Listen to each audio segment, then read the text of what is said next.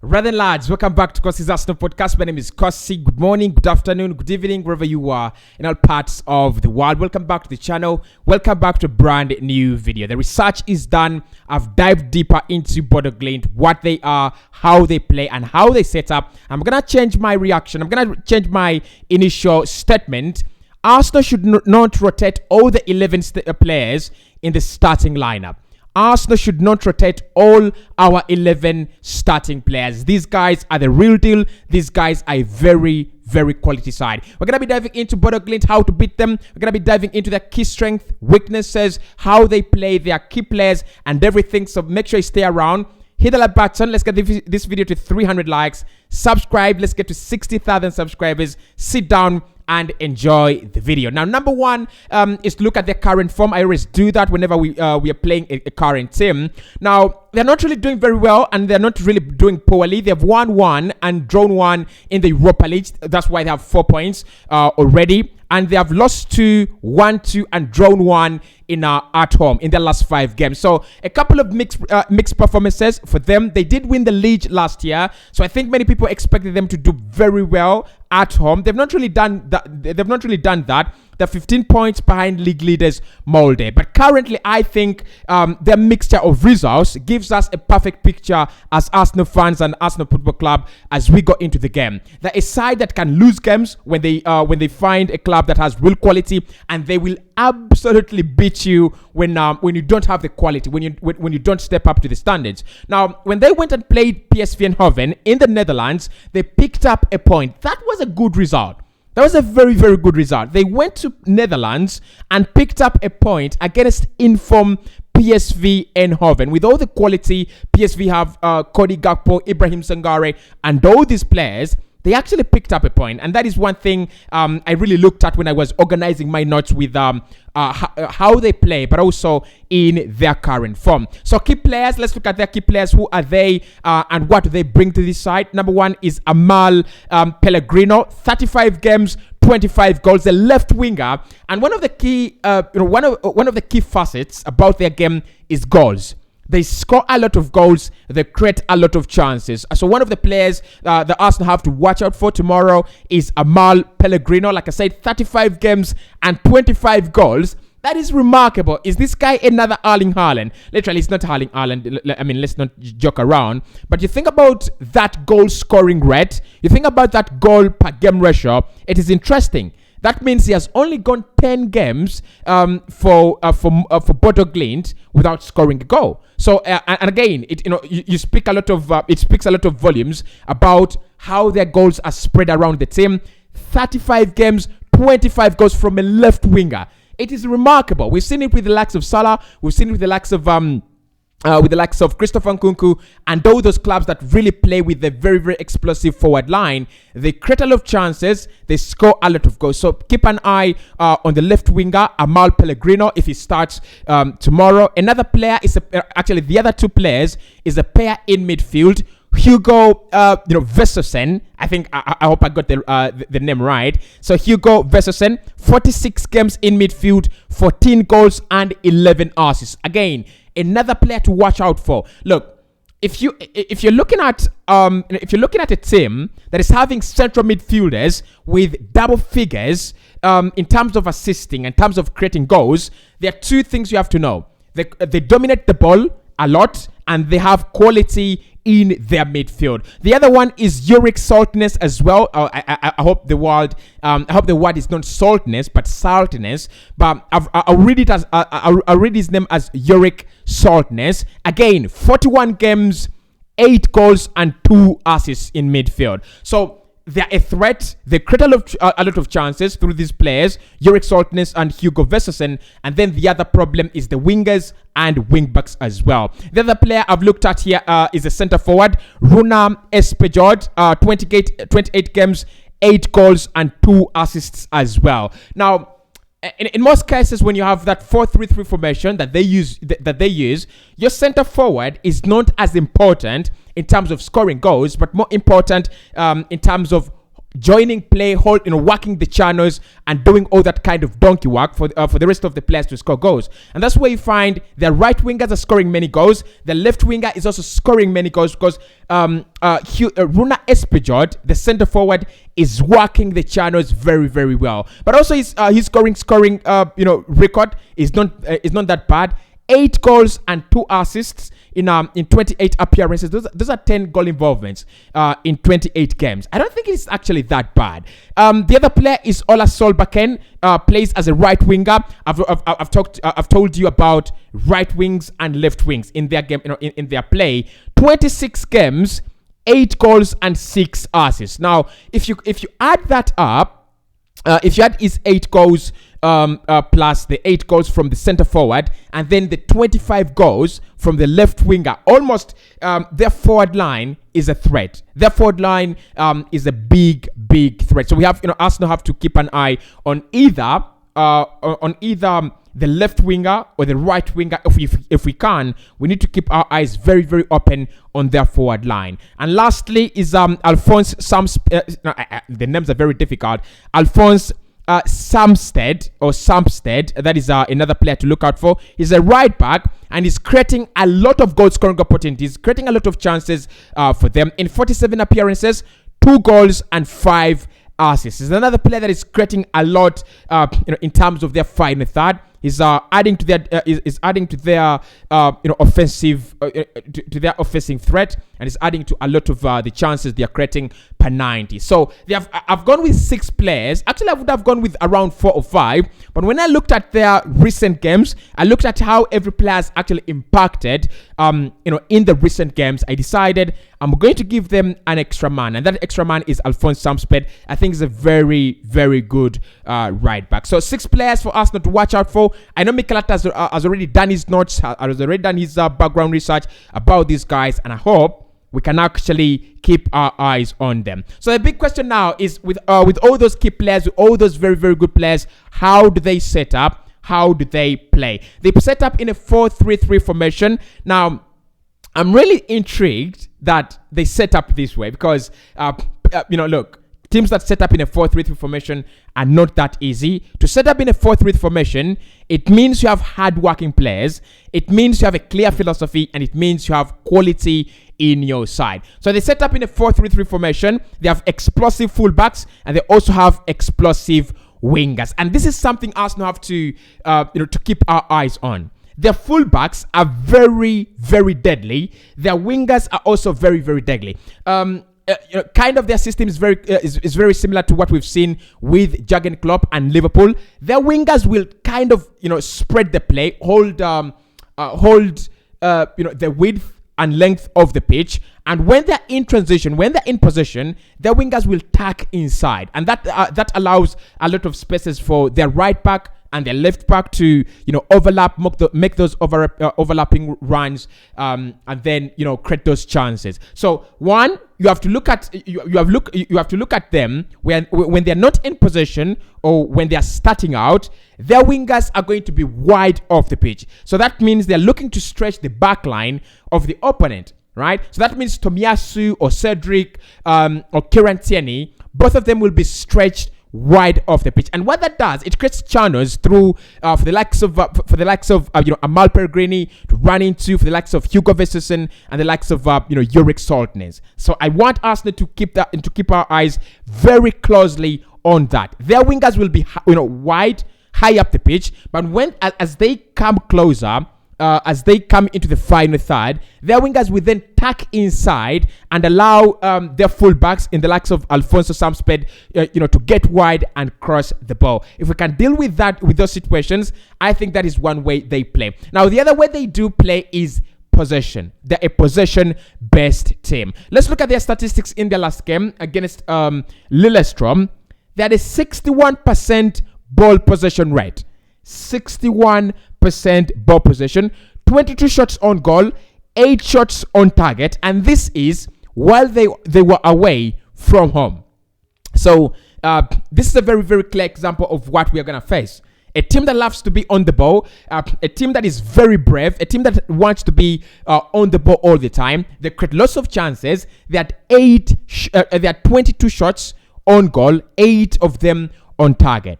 The other metric I loved about this game is the number of passes they recorded. 513 passes with an 82 passing accuracy. So that means they do pass the ball around. They knock it very well, and they have the ability to take care of the ball very, very well. Like I said, 82% ball passing accuracy. That means they pass the ball around so much, hence the 513 touches. But remember, it is 82% passing accuracy. 82%. They keep it very, very well. Now, the other example that I want us to look at is when they played against PSV Eindhoven in the UEFA Europa League away from home in the Netherlands. I've already said they're brave. I've already said they're a club that are going to bring the game to you. They're going to, when you attack, they will attack. Right? When you create a threat, they will create a threat. So let's look at the metrics in this game against PSV. They had 9 shots on goal against PSV Eindhoven. They had 4 shots on target in that game. They scored 1 goal.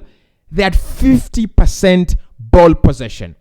Mark my words, this is a performance. This is a super performance from a club that was away from home.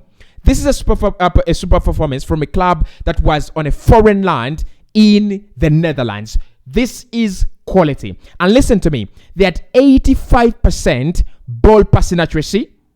85% ball passing accuracy. PSV Eindhoven had 510 touches in that game. And guess what? They had 507 touches in that game. That is ridiculous. That is absolutely ridiculous.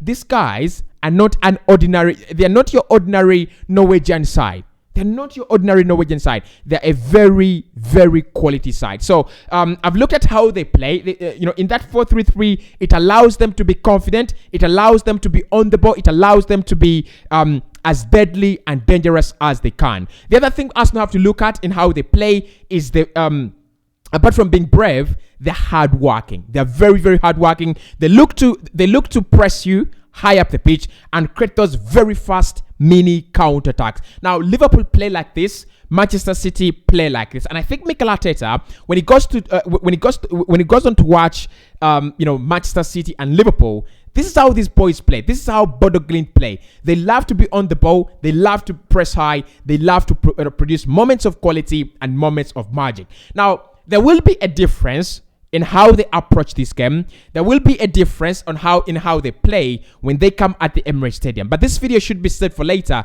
especially when we go and play when we go and play them in Norway. This video should be used for later, because when they come at the Emirates Stadium, I'm thinking they'll be a little bit timid. They'll want to play it safe. They're already on top of the league, on top of the Europa League group. So they will say, how about we play safe? How about we don't open ourselves very, very much and allow Arsenal to, score 5, score 6. So I'm expecting them to come, sit back a little bit. But of course, they're a club that are not used to sitting back. The club that are used to giving clubs a challenge. The club that the club that is used to giving other clubs a difficult time. So that is how they play. That is definitely how they set up. A Manchester City, a Liverpool kind of combination. They'll have to be on the ball. They'll create those very quick transitions. So Arsenal need to really, really watch out. Let's look at some of their key strengths and weaknesses as well. Key strength, creating chances. That is one of the key strengths of this side. They create a lot of chances. We've already seen it. 22 shots in their last game and 9 shots against PSV. Now, playing a 4-3-3 already is a clear indication of their quality. Playing a 4-3-3 allows you to see through them. They're brave, they're not timid, and they don't play pragmatic, boring football. So creating chances is always going to come. Their wing backs create a lot of chances. Their wingers create a lot of chances. And their midfield, we've looked at their key players. 2 from the midfield, 2 from the wings, and 1 as a center forward. So that means their midfield is very active. Their midfield is very deadly. And their wing backs and wingers as well create a lot of chances. The next one is scoring goals. They have scored more than 10 goals in their last 5 games, in all competitions. That means they're averaging 2 goals per 90. Now, I know many of you will tell me, Kosi, 2 goals from Bodo Glimt, that should not actually scare us, but it should scare us. It definitely should scare us. That means they have a lot of confidence and they have a lot of quality in the final third. Now, their strikers do not score many goals. I've looked at a couple of them, by the way. They have around 3 center forwards, but many goals are coming from their wings. 25 goals from their left winger and 8 goals. So actually, I think it's around 8 goals and 6 assists from their right wing. That means a lot of quality is going to be coming from the wider areas of the pitch. So they create a lot of chances and they have the quality to punish. They have the quality to put those chances to bed. Another strength of theirs is possession. They love to be in possession. They love to keep the ball. They love to hide it. So I think it's one of those games where if Mikel Arteta decides to play Lokonga, Vieira, and Xhaka, we might need to look for the ball for some parts of the game. So this is kind of an upgrade to FC Zurich. Because remember when we played FC Zurich, it was boring. It was Arsenal. It was one-way traffic. It was all about Arsenal and what they could do in that game. In this one, it's going to be different. Bodo Glimt don't love to sit back. They love to bring a challenge. They love to be on the ball. So one of their strengths is, again, possession. 61% in their last game in the league, 50% against PSV Eindhoven in the Netherlands. Can you imagine that? Look, I'm still scratching my head. How brave are these guys? How brave is this club? How brave is this team? Going away to the Netherlands and sharing points, sharing possession, sharing shots on goal, sharing shots on target. It's impressive. It's absolutely impressive. The other strength of them is they really are very good at a high press. So Arsenal need to make sure we don't make those mistakes in the final third. So Arsenal do love to build out from the back. That is our kind of style. Whenever we get the ball, we are trying to build out from the back. Our goalkeeper is essential. Our center backs are essential. Our full backs are essential to our build up as well. So this is another team that's going to test our system. This is another team that's going to test how we play. They press a lot and they press high up the pitch. And high up the pitch, I mean, they are going to press you in your own half and they'll make sure that you don't advance with the ball on the other part of the game, on the other side of the pitch. So they'll make sure that whenever you have the ball, they want to steal it, they want to snatch it in your own half. And the last part is counter attacks. We've talked about their wingers. We've talked about their wing backs. So when they are not in possession, they will sit in a good shape. They will sit in a very, very good structure, and they will look to counter attack. They look to get you on the break. They look to, they look to exploit those spaces in behind. So Arsenal play a high line. We know that with a Saliba, with a Rob Holding. It doesn't matter the kind of defensive partnership we played. We always play a high line. And I've seen Rob Holding come into the final third a lot of the time. I've seen William Saliba come into the final third a lot of the time. This team is very deadly on the break. Just like Liverpool, just like Manchester City. They're good in possession. When you leave the ball for them, they'll create chances. They will create dangerous situations. But when they're not in possession, they will sit back quietly and they will sit back very, very patiently and wait for that moment when they get the ball and they will break. The very, very example is the 25 goals that have been scored by their left winger. And that shows you their wings are the source of energy. Their wings are, the primary role, are the primary, area in which their, attacks are created and also are finished. So they are very good at counterattacks. They press high up the pitch. They create a lot of chances, score a lot of goals. But their major characteristic, their major strength is being in front of the ball. They love keeping it. They love knocking it about. And I won't be very surprised to see, Arsenal having maybe 47% ball possession and Bodo Glimt having, the better part of the ball. Or Arsenal having 50% and then Bodo Glimt having 50 as well. So switching to their weaknesses, what are their weaknesses? How can we exploit them and do that? Number one is lack of quality. Now, I'm not really saying they're not a good side, but I say this against Brentford and I say this against Spurs. They just lack that quality to match Arsenal man to man. Look, and of course, this could be a point that is invalid, given the fact that Mikel Arteta might look to switch his starting 11. He might go Lokonga, He might go Cedric in midfield. He might go, with anyone in midfield, and that is actually going to create a problem. And also with 2 games coming in 1 week, I think Mikel Arteta will try to find a way of resting as many players as he can. So the point about quality then doesn't count.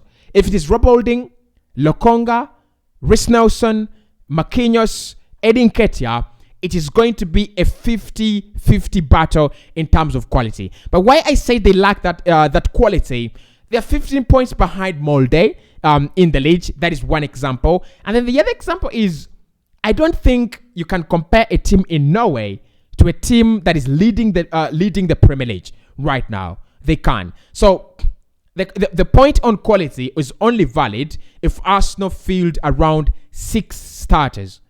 If we field around 6 starters or probably 5 starters, in our usual 11, then for me, we will easily overpower them. Our quality will be greater. Point number 2 in terms of weaknesses is they concede a huge amount of goals. These boys do concede a goal per 90.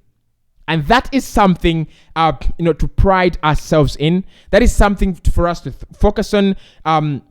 And only that for me can win us the game. Yes, they score goals, but when you think about the defensive resilience of Arsenal, how organized we are defensively, and how disorganized they are defensively, Arsenal will win this game. And this is the reason. They conceded 3 goals against Tromsø. They conceded a goal against Lillestrøm. They conceded a goal against PSV. They've literally conceded a goal in each and every game they played in each of their last 6 games. So Arsenal have to capitalize on that. Eddie Nketiah, Marquinhos, Reece Nelson, whoever will play on the front line, whoever is going to play on the forward line, that is something we have to exploit. They concede goals, and we have to make them concede at least more than 2 on that evening. Number 3, they are vulnerable to counterattacks. We've talked about them playing a 4-3-3. We've talked about their wing backs playing high up the pitch. We've talked about their wingers tucking inside. That means they are playing almost on. They're playing on the center line. So the message there is they play a high line. And what do we know about teams that play high line? They're always vulnerable to counterattacks. They're always vulnerable to those long balls that are played in behind their defense. And with Arsenal, you have Marquinhos, you have Fabio Vieira, you have Eddie Nketiah, you have Martinelli, players that can run and players that can play that simple, intelligent ball in behind or over the top. So for me, either way, I look at their weaknesses. They're so similar to Arsenal, and I look at their strength. They're very, very similar to Arsenal's as well. This is what I'm going to say. If Arsenal set up the way I'm expecting them to set up, it's going to be a no-brainer. It's going to be a no-brainer, an easy win for us at the Emirates Stadium. Because these are 2 teams playing in a similar fashion, playing in a similar way, but just one is better. It's the same story of Arsenal playing Barcelona, prime Barcelona and prime Arsenal. And probably not prime Arsenal. But whenever we played Barca, because Barca were better at the style of football both of us played, Barca humiliated us. Barca beat us through and through. And that is what I'm expecting in this game. They will put up a show. They will put up a fight. But in the end, Arsenal will beat them. So the big question, as we get to the end of the video, how do we beat them? Number 1, the quality of Fabio Vieira, the quality of Gabriel Martinelli, the quality of Marquinhos, and the quality of Eddie Nketiah. Spinning in behind and dressing in behind. That is one way you can beat Bodo Glimt. Now, I know they are brave. I know they will they'll get themselves on the ball. And I know they'll get themselves into 30 yards, 25 yards of Arsenal's goal. And that is where we're going to look to exploit them. That is where we're going to look to catch them on the break. Look, the first goal we scored in the Europa League this campaign was a counter-attack goal. I think Fabio Vieira releasing Eddie Nketiah, and then Eddie Nketiah setting up Marquinhos. It's going to be a similar show. It's going to be a similar game. Get the ball, spin in behind, and make sure that when you get in behind their defense, you're running at a very terrific speed, and make sure that you're very, very clinical. So that is one way you can beat them. But the next way for me is keeping the ball better. That is one way you beat a team that, you play in the same way, right? When we are in possession, they will know how to stop us. That's a guarantee. They will know how to stop us. They will know how to, go about this Arsenal side. But if you keep the ball better, they're penetrable. They concede a goal per 90. And they have not, for me, played a quality opposition like Arsenal. So if you play them, if you're patient, you create your chances patiently, you wait for your chances, it could be, it could even go to 3 or 4 in favor of Arsenal. So how do you beat them? You beat the high line. That is number one. Arsenal need to learn that, because I hope Mikel Arteta knows that. You have to beat the high line, but then also you have to stop their wingers, because they create a lot of problems. They create a lot of chances. They score a lot of goals, especially on the left-hand side. If you stop them going forward, dominate play, exploit their high line, I really don't see how Arsenal failed to win this one. However much I feel their quality side and this and that, I've been flirting with them. Honestly, Arsenal right now, we are in top gear. We are in full confidence. I don't expect a club from Norway to be stopping us at the Emirates Stadium. So my prediction will be coming on later on in my during the predicted lineup show, and also what I expect in that game. But I'm gonna say in this one, we've learned much about Bodo Glimt. If there is a question you'd love me to answer about them in the next show, let me know. Their key players, we've talked about them. We've talked about their key tactics. We've talked about their key strengths and weaknesses. So judging by that, I'm still confident Arsenal win this game easily and very, very comfortably. I'll speak to you in the next one.